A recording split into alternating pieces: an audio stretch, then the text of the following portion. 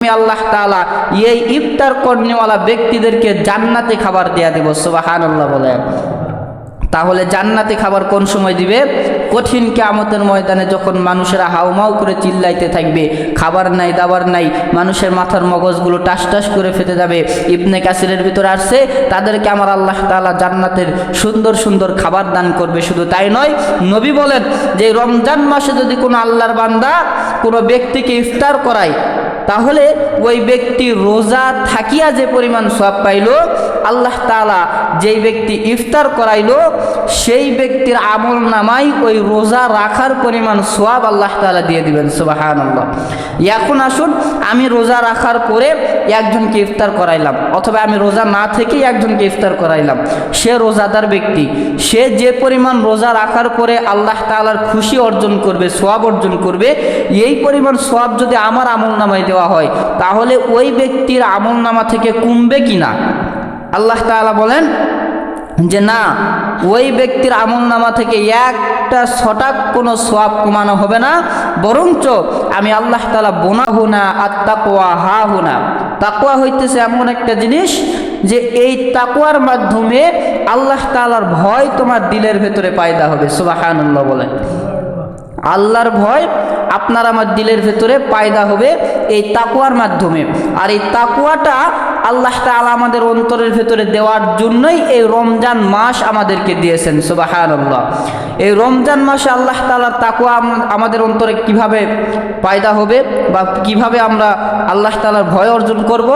দেখেন, রমজানের রোজা যদি কোনো ব্যক্তি না থাকে, ও জবান দ্বারা যতক্ষণ পর্যন্ত প্রকাশ করেনি যে আমি রোজা নাই, ততক্ষণ পর্যন্ত বুঝার কোনো উপায় নাই যে সে বেরোজাদার আছে। বুঝতে পারবেন না। আমি যদি রোজা না থাকি, আপনারা কেউ বুঝতে পারবেন না যে আমি রোজা নাই। কিন্তু আমি যদি মুখে প্রকাশ করি যে আমি রোজা নাই, তাহলে আপনারা সকলেই বুঝবেন যে হুজুর রোজা নাই। তো এই যে রোজা থাকা, আমি যে রোজাটা আসি, এটা দুনিয়ার কারো ভয় কি আসি? দুনিয়ার মানুষ কি আমাকে মারবে নাকি যে রোজা না থাকলে? দুনিয়ার এমপি মহাদয় চেয়ারম্যান সাহেব কি আসে আমাকে মারবে যে হুজুর আপনি কেন রোজা নাই? তার মানে বোঝা গেল আমি রোজা আছি দুনিয়ার কারো ভয়ে নয়, একমাত্র আল্লাহ তাআলার ভয়ে। তাহলে আল্লাহ তাআলা বলেছেন রমজান মাস আমি তোমাদেরকে দিয়েছি তাকওয়া অর্জন করার জন্য, আমি আল্লাহর ভয় অর্জন করার জন্য। কিভাবে অর্জন হয় বুঝতে পারলেন তো?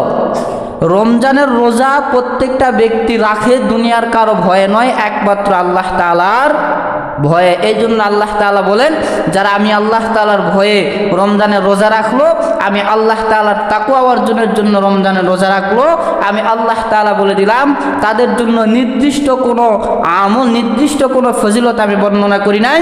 আমি আল্লাহ তাআলা কিয়ামতের ময়দানে নিজে হাতে তাদেরকে পুরস্কার দান করব। সুবহানাল্লাহ। তো রমজানের ফজিলত সম্পর্কে আপনারা সকলেই শুনছেন, তারাবির ফজিলতও শুনছেন। এখন আসুন, এই রমজান মাসে আমরা যদি মানুষকে ইফতার করাই, ইফতারের ফজিলত শোনার দরকার আছে না? ইফতার যদি আমরা করাই, তাহলে আল্লাহ তাআলা আমাদেরকে কি পুরস্কার দান করবেন? দেখেন, রমজান মাসে প্রত্যেকটা ধাপে ধাপে আল্লাহ তাআলা আপনাকে আমাকে সওয়াব লিখতে থাকেন। প্রত্যেকটা ধাপে ধাপে আপনি যেই কাজ করবেন সেই কাজেই আল্লাহ তাআলা এই রমজান মাসে বেশি বেশি করে সওয়াব গণনা করেন।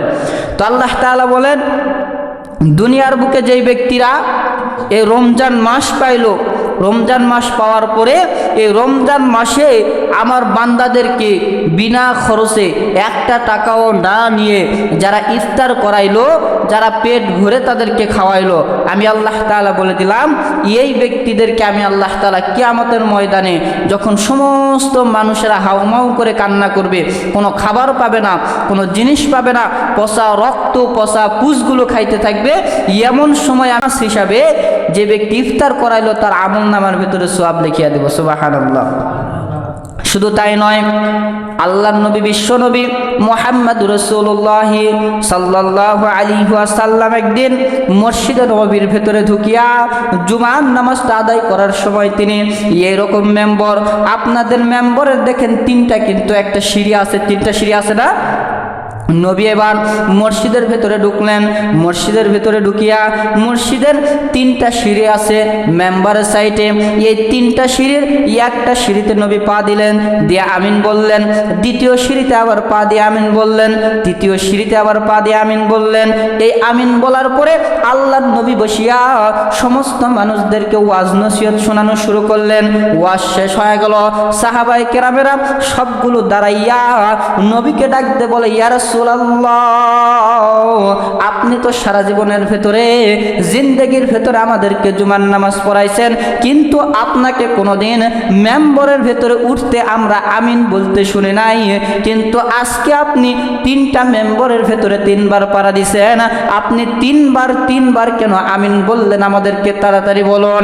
বিশ্বনবী মুহাম্মদুর রাসূলুল্লাহ সাল্লাল্লাহু আলাইহি ওয়াসাল্লাম বলেন, আমি যখন প্রথম নাম্বার সিঁড়ির ভিতরে পাড়া দিছি, জিবরাইল আমিন এসে আমার সামনে ডাক দে বলে, ইয়া রাসূলুল্লাহ, আল্লাহ তাআলা আপনাকে খুশির সংবাদ জানায়া দিছে 3টা।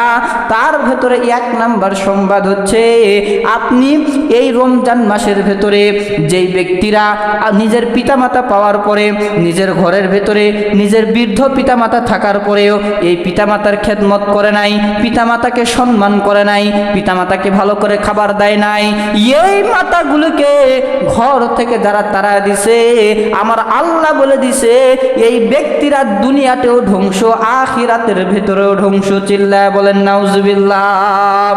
মুসলমান ভাইয়েরা আমার, নবী আমার বলেন, এই কথাটা যখন জিবরাইল আমিন আমাকে বললেন, আমি জিবরাইল আমিনের কথার উপরে সমর্থন জানাইয়া আমি নবী নিজে জবান থেকে আমিন বলেছি। আচ্ছা বলেন তো, নবী যদি কোনো দোয়ার ভিতরে আমিন বলে, ওই দোয়া কবুল হবে কি হবে না? তাহলে নবীর দোয়া যদি কবুল হয়, এই বাংলার জমিনে যারা পিতা মাতার খেদমত করে না, বৃদ্ধ পিতা বাড়িতে, বৃদ্ধ মাতা বাড়িতে, বৃদ্ধ মাতা পিতাকে খাবার না দিয়ে বাহিরে মানুষদেরকে খাবার দেয়, তাদের খেদমত না করিয়া মক্কা শরীফে হজ করিয়া আসে, এদের হজ একটাও কাজে লাগবে না, এদের নামাজ একটাও কাজে লাগবে না, এদের রোজা একটাও কাজে লাগবে না। যেই ব্যক্তিরা নিজের পিতা মাতার খেদমত না করিয়া বাহিরে ইবাদত করে বেড়াবে, চিল্লায়া বলেন নাউজুবিল্লাহ। মুসলমান ভাইরা আমার, ওয়াইস কুরনি রাদিয়াল্লাহু তাআলা আনহু নবীর কাছে চিঠি পাঠিয়ে দিছে, নবী আমি আপনার চেহারাটা, সুন্দর চেহারাটা দেখতে চাই, আপনার চেহারা দেখার জন্য আমি পাগল হয়ে গেছি। বিশ্ব নবী যুদ্ধের ময়দানে যাইয়া তার ডান দাঁত মোবারক যখন শহীদ হয়ে গেছে, ওয়াইস কুরনির কানের ভেতরে যখন চলে গেছে যে আমার নবীর একটা দাঁত ভেঙে পড়ে গেছে, একটা দাঁত শহীদ হয়ে গেছে, ওয়াইস কুরনি হাদিস শরীফের ভেতরে আসছে, একটা হাতুড়ি নিয়া, একটা পাথরের টুকরা নিয়া দাঁতের ভেতরে বাড়ি দিয়া একটা দাঁতকে ভেঙে ফেলছে। ভাঙার পরে চিন্তা করে, এই দাঁতটা মনে হয় আমার নবীর ভাঙে নাই, অন্য দাঁতটা মনে হয় আমার নবীর ভাঙছে। আবার দ্বিতীয় দাঁতের ভেতরে একটা বাড়ি দিয়া দ্বিতীয় দাঁত ভেঙে ফেলছে। এইভাবে ভাঙতে ভাঙতে ভাঙতে ভাঙতে ওয়াইস কুরনি নিজের সমস্ত দাঁতগুলোকে ভেঙে ফেলছে। জোরে বলেন সুবহানাল্লাহ। এইটা হচ্ছে নবীর প্রতি ভালোবাসা, মহব্বত। এরকম মহব্বত আপনার আমার আছে? ওয়াইস কুরনির জিন্দেগি তো নবীরে দেখে নাই, একবার দেখার জন্য তিনি পাগল হয়ে গেছে। যুদ্ধের ময়দানে নবীর দাঁত ভেঙে গেছে, শোনা মাত্র নিজের সব দাঁতগুলো বাড়িতে ভেঙে ফেলছে। এরকম মহব্বত আমাদের নাই, নবী তো আমাদের সামনে নাই। নবীর পরে আপনারা প্রশ্ন করতে পারেন, হুজুর আমরা নবী যদি থাকতো নবীকে এমন মহব্বত করতাম, নবী যদি থাকতো আমরাও নবীকে এমন ভালোবাসতাম। আমার নবী কয় আমি দুনিয়া থেকে চলে যাইতেছি, সাহাবায়ে কেরামেরা নবীকে ডাকতে বলেন, ইয়া রাসূলুল্লাহ, ইয়া হাবিবাল্লাহ, আপনি তো আমাদের সামনে থেকে চলে গেলেন, তাহলে আমরা কাদেরকে মহব্বত করব, কাদেরকে ভালোবাসবো, কাদেরকে আমরা দুনিয়ার বুকে শ্রদ্ধা করব, কাদের কথা শুনবো? আল্লাহর নবী বলেন আমি চলে যাওয়ার পরে ওয়ারাসাতুল আম্বিয়া, উলামায়ে কেরামদেরকে আমি নবীর পরিমাণ মহব্বত ভালোবাসবা। জোরে বলেন সুবহানাল্লাহ। মুসলমান ভাইরা আমার, উলামায়ে কেরামকে আল্লাহর নবী যদি ভালোবাসার কথা বলেন, তাহলে বলেন তো এই উলামায়ে কেরামকে ভালোবাসার দরকার আছে না নাই? অথচ উলামায়ে কেরামকে আমরা মহব্বত করি না, উলামায়ে কেরামকে আমরা ভালোবাসি না। নবী বলেন, মানুষ তোমরা শোনো, আমি আল্লাহর হাতে যদি হাত দিতে চাও, আমার নবীর হাতে যদি হাত দিতে চাও, তাহলে দুনিয়ার বুকে তোমরা বেশি বেশি করে উলামায়ে কেরামের সাথে মুসাফা করো। জোরে বলেন সুবহানাল্লাহ। মুসলমান ভাইরা আমার, সালাম ফিরাতে দেরি, মসজিদ থেকে বাহির হইতে দেরি নাই। হুজুর বসে আছে, মুসাফা তো দূরের থাক, একটা সালাম দেওয়ারও সুযোগ হয়? অথচ আল্লাহর নবী কয়, উলামায়ে কেরামের হাতে হাত দেওয়া মাত্র তোমরা আমি নবীর হাতে হাত দিলা। জোরে বলেন সুবহানাল্লাহ। মুসলমান ভাইরা আমার, উলামায়ে কেরাম হাসপাতালের বেডে শুয়ে আছে, মানুষ তোমরা উলামায়ে কেরামের জন্য খাবার নিয়া ওই উলামায়ে কেরামকে দেখার জন্য হাসপাতালে চলে গেলা। আল্লাহর নবী কয়, তোমরা ওই উলামায়ে কেরামকে দেখার জন্য যাও নাই, তোমরা স্বয়ং নবীকে দেখার জন্য চলে গেছো। জোরে বলেন সুবহানাল্লাহ। এটা কি চারটিখানি কথা? পৃথিবীর বুকে প্রধানমন্ত্রীর কথা বলতে পারতেন নবী, যে প্রধানমন্ত্রীকে দেখতে যাও আমি নবীকে দেখা হয়ে গেল, বলতে পারতেন না? পৃথিবীতে সবচাইতে সম্মানীয় ব্যক্তিই তো প্রধানমন্ত্রী, কিন্তু তারপরে বলছেন উলামায়ে কেরামের কথা বলছেন।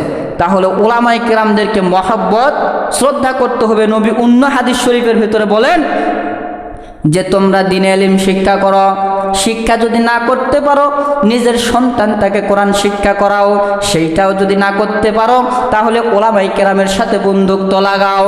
এই উলামায়ে কেরামের সাথে বন্ধুত্ব যদি না করতে পারো তাহলে নিজের কন্যাটাকে উলামায়ে কেরামের সাথে বিয়ে দিয়ে তাকে জামাই বানাও। সুবহানাল্লাহ বলেন। আমি বিয়ে করার জন্য বলি নাই, কিন্তু আবার আল্লাহর নবী বলছে উলামায়ে কেরামের সাথে নিজের কন্যাটাকে বিয়ে দিয়ে তাকে জামাই বানাও। যদি তাও না পারে বন্ধু বানাও, তাও যদি না পারো অন্তর থেকে উলামায়ে কেরামকে মহব্বত করো, ভালোবাসো, অন্তর থেকে উলামায়ে কেরামের কথা স্মরণ করো। আমি আল্লাহ তাআলা খুশি হয়ে এই উলামায়ে কেরামের সাথেই কাল কিয়ামতের ময়দানে তোমাকে হাসর নাসর করায় দেব। জোরে বলেন সুবহানাল্লাহ।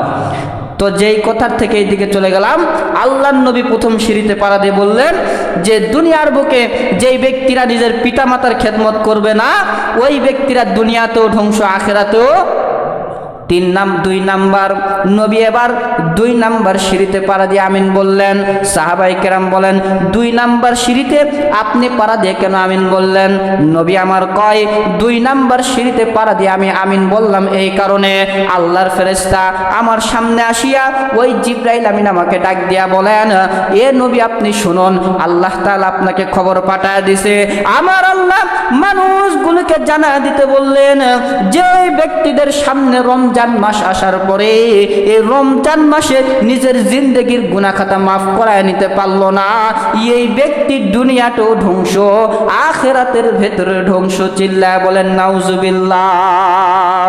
নবী আমার কয়, এই কথা শোনার পরে আমি তার কথার উপরে সমর্থন জানাইয়া আমি নবী নিজের জবানে আমিন বলছি। জোরে বলেন সুবহানাল্লাহ। তাহলে ওয়াজখানা বুঝে থাকলে বলেন তো, আল্লাহর নবী যেই জায়গায় আমিন বলেছে ওই ওয়াজ বা ওই দোয়া কখনো কবুল না হয়ে থাকতে পারে? তাহলে বোঝা গেল এই রমজান মাস যেই ব্যক্তি পাইল, রমজান মাস পাওয়ার পরে আল্লাহর ইবাদত করে আল্লাহ তাআলাকে সন্তুষ্ট করিয়া এই রমজান মাসে নিজের জিন্দেগির গুনাহ খাতা মাফ করায় নিতে পারল না, তার মতন কপাল ফাটা পৃথিবীর বুকে আর কেউ। এইবার 3 নাম্বার সিঁড়িতে নবী পাড়া দিলেন। 3 নাম্বার সিঁড়িতে নবী পাড়া দিয়ে আমিন বললেন। সমস্ত সাহাবায়ে কেরাম বললেন, ইয়া রাসূলুল্লাহ, 3 নাম্বার সিঁড়িতে পাড়া দিয়ে আমিন বলার কারণটা কি? নবী আমার বলেন, 3 নাম্বার সিঁড়িতে আমিন বলার কারণ হচ্ছে দুনিয়ার বুকে ওই ব্যক্তিরাই তো ধ্বংস হয়ে যাবে যেই ব্যক্তিরা দুনিয়ার বুকে আল্লাহ তাআলার নিয়ামত পাওয়ার পরে এই সমস্ত নিয়ামতের শুকরিয়া আদায় করে। আপনি ওয়াজখানা বুঝে থাকলে বলেন তো, আপনি ইফতার করার পরে কয়বার শুকরিয়া আদায় করছেন? একবার আলহামদুলিল্লাহ বলছেন? আলহামদুলিল্লাহ বলতে কি টাকা লাগে নাকি? একবার শুধু জবান দ্বারা বলবেন আলহামদুলিল্লাহ। আল্লাহ তাআলা বলেন, তোমার নিয়ামতকে আমি বাড়ায় দিলাম। শুধু নিয়ামতকে নয়, কিয়ামত পর্যন্ত যদি তুমি জীবিত থাকো, কিয়ামত পর্যন্ত তোমার রিজিকের ব্যবস্থা আমার আল্লাহ তাআলা করে দিবে। জোরে বলেন সুবহানাল্লাহ। মুসলমান ভাইরা আমার, ওই না 3 নম্বর প্রশ্ন আসে, আমিন শিখে অর্থাৎ নবীর নাম শুনলে সালাম দিবে না, ও আচ্ছা সালাম দিল না, সেই ধ্বংস হয় না। আচ্ছা আচ্ছা আমার হইতে পারবো, আপনার হইতে এটাই করতে। আচ্ছা ঠিক আছে, নামাজ পড়ে দেখবেন। তাহলে দুনিয়ার বুকে যেই ব্যক্তিরা রমজান মাসে রোজা থাকার পরে আল্লাহ তাআলার ইবাদত করে নিজের জিন্দেগির গুনাহ খাতাগুলো মাফ করায় নিতে পারলো না, সেই ব্যক্তির মতন কপাল ফাটা দুনিয়ার বুকে কেউ। এখন আসেন ইফতার যে আমরা রমজান মাসে করাবো, ইফতারের পরিমাণ, ইফতারের সওয়াবটা কি? আল্লাহ নবী বলেন দুনিয়ার বুকে ওই ব্যক্তিরাই ধ্বংস হয়ে যাবে যেই ব্যক্তিরা রোজাদার ব্যক্তিকে সামান্য পরিমাণ ইফতার করায় না। এখন নবীর এই কথা শোনার পরে সমস্ত সাহাবাই কেরামেরা জিজ্ঞাসা করলেন, ইয়া রাসূলুল্লাহ, আমি তো গরিব মানুষ, আমার তো সামর্থ্য নাই একটা ব্যক্তিকে পেট ভরে খাওয়ানো, তাহলে তাকে কিভাবে আমি ইফতার করাবো? আল্লাহ নবী বলেন তুমি একটা গ্লাস দুধ খাওয়াবা, অথবা একটা গ্লাস পানি খাওয়াবা, অথবা একটা খেজুর খাওয়াবা, তাহলে সে যে পরিমাণ রোজা থেকে সওয়াব পেল, এই সওয়াবটা আল্লাহ তাআলা তোমার আমলনামায় সঙ্গে সঙ্গে দিয়ে দিবে। সুবহানাল্লাহ বলেন। তাহলে পেট ভরে খাওয়ানোর কোনো প্রয়োজন, যদি আমরা গরিব হয়ে থাকি একটা খেজুর খাওয়াবো, আমরা এখন চিন্তা করি একটা খেজুর মানুষকে দেওয়া যায়, এটা তো একটা শরমের বিষয়, তাই না? কিন্তু আল্লাহ নবী বলেন যে না, সেই যুগে হয়তো হাদিসটা বর্ণনা করা হয়েছে, সেই যুগে তো অনেক মানুষ গরিব ছিল, তাই না? সেই যুগে গরিব ছিল, আমাদের যুগে তো আর এত গরিব নাই যে একটা খেজুর দিবে, এরকম কি আছে? কিন্তু সেই যুগে যেহেতু হাদিসটা বর্ণনা করা হয়েছে, সেই যুগে হযরত ওমর, আলী, ওসমান এই কয়েকটা হাতে গোনা সাহাবী ছাড়া সমস্ত সাহাবায়ে কেরামেরা কি ছিল? গরিব ছিল। এই কারণে এই হাদিসটা বর্ণনা করা হয়েছে। এই রমজান মাসে তাহলে আমরা ইফতার বেশি বেশি করে করাবেন তো ইনশাআল্লাহ? তাহলে রমজানের রোজা থাকার পরিমাণ সওয়াব আপনার আমার আমলনামার ভেতরে দিয়া দিবে। রমজান মাস আসলে আমরা যেগুলা বেশি বেশি খাই এগুলার দামও বেশি বেশি বেড়ে দিছে। আমরা যেগুলা বেশি খাই রমজান মাসে এগুলার দামই বেড়ে গেছে, কেনার মতন ক্ষমতা নাই। আমাদের জিন্দেগি কানা করতে যাবতীয় যা লাগে সবগুলো দেশের ভিতর হইতেছে, চুরি, ডাকাতি, ছিনতাই। আরে ভাই নেটে দেখতেছি ইমাম সাহেবকে মারতেছে, দেখছেন? ইমাম সাহেবকে এমন পিটন দিছে, কান ইমাম সাহেবে কেটে নিছে সুদের ওয়াজ করার কারণে। কিসের ওয়াজ করার কারণে? সুদের ওয়াজ করার কারণে ইমাম সাহেবকে মারধর করছে। সুদের ওয়াজ করা যাবে না। ইফতার খাওয়ানোর বিষয়ে হুজুরের বাড়িতে প্রত্যেক দেখবেন মুয়াজ্জিন সাহেবের কিন্তু একটা করে নিয়ম থাকে। যদি আপনারা মসজিদের ভিতরে ইফতার নাও দেন, তাহলে মুয়াজ্জিন যেগুলো থাকে এদের একটা চার্ট থাকে যে প্রত্যেক দিন এদের বাড়িতে ইফতার দিতে হবে বা একে খাওয়াতে হবে। তো একটা হুজুরকে প্রত্যেক দিন চার্ট দেওয়া আছে, একটা চেয়ারম্যান সাহেবেরও নাম আছে। সেই চেয়ারম্যান সাহেব দেয় নাই, হুজুর বলল কেন? এই হুজুরকে মারতে মারতে হুজুরের জামা কাপড় খুলে হুজুরকে উলঙ্গ করে সবার সামনে অপমান করা হয়েছে। চিল্লায় বলে নাউজুবিল্লাহ। তাহলে বাংলাদেশে আর কিছু বাকি আছে? মনে করেন কিয়ামত আপনার মাথার সামনে চলে আসছে, মাথার উপরে চলে আসছে, 2 দিন পরেই কিয়ামত হয়ে যাবে। কিয়ামতের যত আলামত আছে সবগুলো আলামত দেখা দিছে। এই কারণে দুনিয়ার বুকে এখন মনে মনে চিন্তা করবেন আমার জিন্দেগির হায়াত শেষ, কালকেই কিয়ামত হইতে পারে। চিন্তা করুন, একবার সকালবেলা ঘুম থেকে উঠে দেখতেছেন সূর্যই উঠতেছে না, ঘুম থেকে উঠে দেখতেছেন কোরআন শরীফের পাতা সব সাদা হয়ে গেছে। সেই সময় কি এক ওয়াক্ত নামাজ পড়ার সুযোগ আছে? তাহলে বোঝা গেল যখন আপনার আমার সামনে মউত চলে আসবে সেই সময় নামাজের কোনো সুযোগ আর নাই। এই কারণে জিন্দেগি বেঁচে থাকতেই আমরা বেশি বেশি করে আল্লাহ তাআলার কি করব? ইবাদত করব। দেখেন এই রমজান মাসে আজকে প্রথম জুমা, তাই না? রমজান মাসে আজকে প্রথম জুমা না? রমজান মাসে আজকে প্রথম জুমা, একটা বাজার পরে আপনারা মসজিদে আসতেছেন। এর চাইতে আর খারাপ কোনো বিষয় হইতে পারে ভাই? রমজান মাস, এটা আপনি রমজান মাসে মসজিদে বেশি বেশি সময় দিবেন, আল্লাহ তাআলা নফল ইবাদতের সওয়াব আপনার আমলনামায় বেশি বেশি লিখে দিবে। সুবহানাল্লাহ। অথচ আমরা মসজিদে আসতে কৃপণতা করি, অথচ বাজারে 1 ঘন্টা আগেই যাই। বাজার আনতে হবে মাগরিবের আগে, জোহরের আগে যায় বসে আছি বাজারে, একটু আড্ডা দিব, ঘোরাফেরা করব, চা খাবো, তারপর বাজার নিয়ে বাড়িতে আসবো।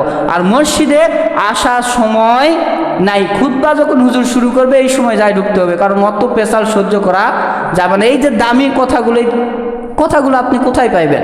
এই দামি কথাগুলো কোথায় পাইবেন? আমরা দুনিয়ার বুকে এসে গুনাহ করতে করতে কলবের ভিতরে এমন ময়লা পড়ে গেছে, ভালো কথা আমাদের আর সহ্য হয় না, ভালো কথা ভালো লাগে না। ভালো কথা বললে হুজুর এটা কেন বললো, হুজুর ওটা কেন বললো, ভালো কথা যাদের অন্তরে খোসা লাগে, তখনই আপনি বুঝবেন যে আপনার অন্তরের ভেতরে এখন ঈমান পরিপূর্ণ ঢোকে। যখনই আপনার কোরআনের কথাগুলো শুনতে মজা লাগবে, আপনার এক ওয়াক্ত নামাজ বাদ গেলে অন্তরটা কেঁদে উঠবে, তখন আপনি মনে মনে চিন্তা করবেন যে হ্যাঁ, আমি ইমানদার ব্যক্তি হয়ে গেছি। সুবহানাল্লাহ। যখনই আপনার এক ওয়াক্ত নামাজ গেলে কাজা হলে আপনার অন্তরটা কেঁদে উঠবে, হুজুরের চেহারা দেখলেই আপনার অন্তরটা খুশি হয়ে যাবে, কোরআন দেখলে আপনার অন্তর খুশি হয়ে যাবে, হুজুরের সাথে সাক্ষাৎ করলে অন্তর খুশি হয়ে যাবে, আপনার মসজিদে যেতে ভালো লাগে, দ্বীনি মাহফিলে যেতে ভালো লাগে, তখন আপনি শিওর ধরে নেবেন আমার অন্তরের ভিতরে ঈমান আছে। আল্লাহ তাআলা